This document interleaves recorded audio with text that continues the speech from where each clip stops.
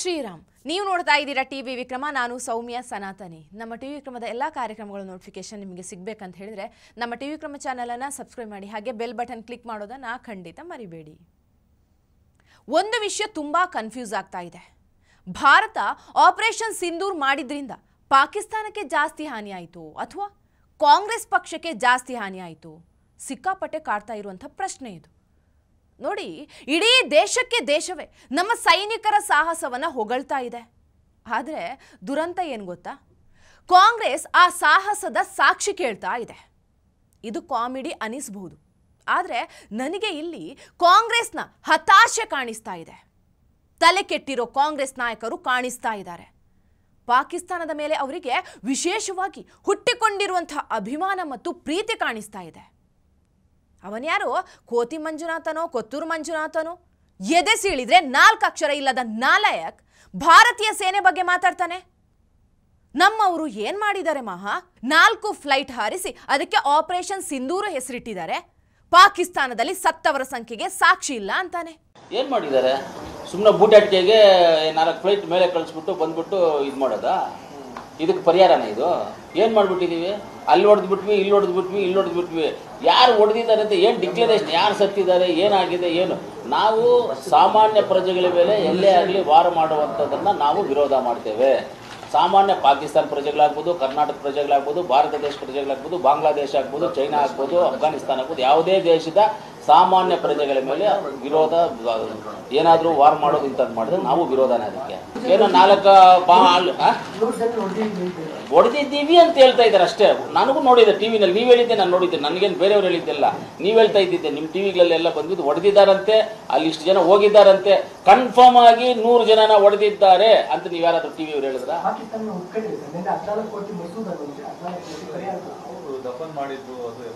ಅದು ಯಾವ ಇವತ್ತಿದೆ ದಫನ್ ಮಾಡಿದ್ದ, ಮುಂಚೆ ಯಾವಾಗ ದಫನ್ ಮಾಡಿದ್ದಾರೆ? ಸಾಕ್ಷಿ ಅಂದ್ರೆ ಸತ್ತವರ ಹೆಣ ತಗೊಂಡು ಬಂದು ಇವನ ಮನೆ ಬಾಗಿಲಲ್ಲಿ ಕಾಂಗ್ರೆಸ್ ಪಕ್ಷದವರ ದರ್ಶನಕ್ಕೆ ಇಡಬೇಕಾಗಿತ್ತ? 4 ಫ್ಲೈಟು ಅಂತಾನಲ್ವಾ? ಇವನಿಗೇನು ಪಾಕಿಸ್ತಾನದ ಏರ್ಫೋರ್ಸ್ ನಲ್ಲಿ ಲಿಂಕ್ ಇತ್ತ? ಏನಾದ್ರೂ ಈ ಅಪ್ಪನಿಗೆ ಮಾಹಿತಿ ಕೊಟ್ಟಿದ್ರ ಅವರು? ಅಲ್ಲ, ಇವುಗಳಿಗೆ ಕಿಂಚಿತ್ತು ದೇಶದ ಬಗ್ಗೆ ಕಾಳಜಿ ಇಲ್ವಲ್ಲ? ಇವರು ಹೇಳೋದು ಹೆಂಗಿದೆ ಅಂದ್ರೆ, ಪಾಕಿಸ್ತಾನಕ್ಕೆ ಭಾರತ ಏನೂ ಮಾಡೋಕ್ಕಾಗಿಲ್ಲ, ಪಾಕಿಸ್ತಾನವೇ ಗ್ರೇಟ್ ಅನ್ನಂಗಿದೆ. ಇದನ್ನು ಬಿಟ್ಟು ಈ ಮಾತುಗಳಿಂದ ಬೇರೆ ಅರ್ಥವೇ ಬರ್ತಾ ಇಲ್ಲ.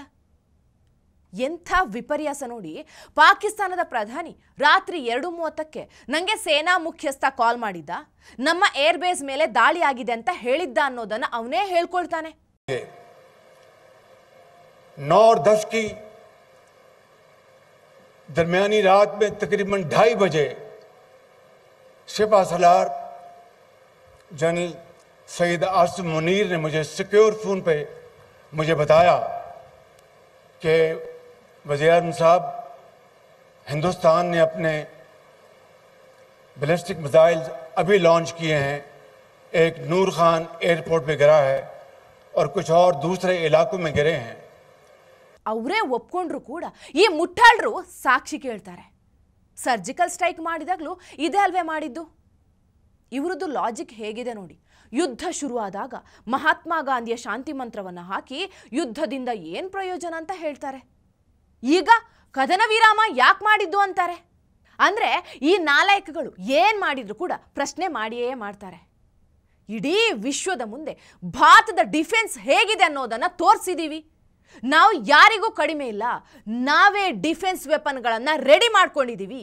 ಎಲ್ಲವೂ ಅದ್ಭುತವಾಗಿದೆ ಅನ್ನೋದನ್ನು ಹೆಮ್ಮೆಯಿಂದ ಹೇಳ್ಕೊಳ್ತಿದ್ದೀವಿ. ಆದರೆ ಕಾಂಗ್ರೆಸ್ಗೆ ಮಾತ್ರ ಭಾರತದ ಸೇನೆ ಮೇಲೆ, ನಮ್ಮ ತಾಕತ್ತಿನ ಮೇಲೆ ನಂಬಿಕೆ ಇಲ್ಲ. ಎಂಥ ದುರಂತ ನೋಡಿ. ಕೊತ್ತೂರು ಮಂಜುನಾಥ್ ಅವರಿಗೆ ಪ್ರತಾಪ್ ಸಿಂಹ ಅವರು ಹೇಳಿದ್ದೇ ಕರೆಕ್ಟ್. ನಿಮಗೆ ರಾಜ್ಯಕ್ಕೆ ಒಪ್ಪೋದಿಲ್ಲ, ಸುಮ್ಮನೆ ರಿಯಲ್ ಎಸ್ಟೇಟ್ ಮಾಡಿಕೊಂಡು ಇದ್ದು ಬಿಡಿ. ಭಾರತ ಇಷ್ಟ ಇಲ್ಲ ಅಂದರೆ ಸೀದಾ ಪಾಕಿಸ್ತಾನದಲ್ಲಿ ನಿಮ್ಮ ಅಂಗಡಿ ತಕ್ಕೊಳ್ಳಿ. ನೀವು ಇಲ್ಲಿರೋದಕ್ಕಂತೂ ಲಾಯಕ್ಕಲ್ಲ. ಕೊತ್ತೂರು ಮಂಜುಗೆ ಅವ್ರ ಪಕ್ಷದ ರಾಷ್ಟ್ರೀಯ ನಾಯಕರು ಆಗಿರುವಂತಹ, ಅವ್ರ ಪಕ್ಷದಲ್ಲಿ ಅತ್ಯಂತ ಮೇಧಾವಿ ನಾಯಕರಾಗಿರುವಂತಹ ಶಶಿ ತರೂರು ಏನು ಹೇಳಿಕೆ ಕೊಟ್ಟಿದ್ದಾರೆ ಅಂತ ಸ್ವಲ್ಪ ನೋಡಕ್ಕೆ ಹೇಳಿ. ಈ ಕೊತ್ತೂರು ಮಂಜುಗೆ ಈ ರಿಯಲ್ ಎಸ್ಟೇಟ್ ವ್ಯವಹಾರ ಬಿಟ್ಟು ಈ ದೇಶ, ಧರ್ಮ, ರಾಷ್ಟ್ರೀಯತೆ, ಯುದ್ಧ ಅದ್ರ ಬಗ್ಗೆ ಏನೂ ಐಡಿಯಾ ಇಲ್ಲ. ಅವರಿಗೆ ಸ್ಕ್ವೇರ್ ಫುಟ್ ಹೇಳಿದ್ರೆ ಮಾತ್ರ ಚೆನ್ನಾಗಿ ಗೊತ್ತಾಗುತ್ತೆ. ಇದು ಯುದ್ಧದ ವಿಚಾರ ಅವ್ರಿಗೆ ಗೊತ್ತಿಲ್ಲ. ಯುದ್ಧದ ವಿಚಾರ ಅವ್ರು ತಿಳ್ಕೋಬೇಕು ಅಂದ್ರೆ ಶಶಿ ತರೂರ್ ಅವ್ರನ್ನ ಹೋಗಿ ಒಂದ್ಸರಿ ಮಾತಾಡ್ಸಕ್ ಹೇಳಿ ಅವ್ರಿಗೆ. ಏನಾಗುತ್ತೆ ಅಂದ್ರೆ ಸರಿಯಾಗಿ ಸ್ಕೂಲು ಕಾಲೇಜು ವ್ಯಾಸಂಗನ ಮಾಡ್ಲಿಲ್ಲ ಅಂದ್ರೆ ಒಳ್ಳೆ ಡಿಗ್ರಿ ತೊಗೊಳ್ಳಿ ಈ ಅನ್ಪಡ್ಗಳೆಲ್ಲ ಈ ರಾಜಕಾರಣಕ್ಕೆ ಬಂದ್ರೆ ಅವ್ರಿಗೆ ಇದೇ ಆಗುವಂಥದ್ದು. ಜ್ಞಾನ ಇಲ್ದಲೆ ವಿದ್ಯಾವಂತರು ರಾಜಕಾರಣಕ್ಕೆ ಬರಬೇಕು ಅಂತ ಜನ ಯಾಕೆ ಹೇಳ್ತಾರೆ ಹೇಳಿ? ಯಾಕಂದ್ರೆ ಈ ಅವಿದ್ಯಾವಂತರು ಬಂತು ಅಂದ್ರೆ ಇಂಥ ಮಾತುಗಳನ್ನ ತಿಳಿಗೇಡಿ ಮಾತುಗಳನ್ನ ಆಡ್ತಾ ಇರ್ತಾರೆ. ಇಂಥ ರಾಜಕೀಯ ನಿಜವಾಗ್ಲೂ ಬೇಕಾ? ಮೋದಿ ಅಂದ್ರೆ ಯಾಕೆ ಇಷ್ಟೊಂದು ಭಯ? ಈಗ ಇಷ್ಟೆಲ್ಲ ಮಾತಾಡ್ತಿದ್ದೀರಲ್ವಾ, ಇದೇ ಮನಮೋಹನ್ ಸಿಂಗ್ ಅವರು ಇದ್ದಾಗ 26/11 ದಾಳಿ ನಡೆಯುತ್ತೆ. ಅಮಾಯಕರ ಪ್ರಾಣ ಹೋದ್ರೂ ಕೂಡ ಪಾಕಿಸ್ತಾನದ ಕಡೆ ಭಾರತದಿಂದ ಒಂದೇ ಒಂದು ಗುಂಡು ಹಾರಲಿಲ್ಲ.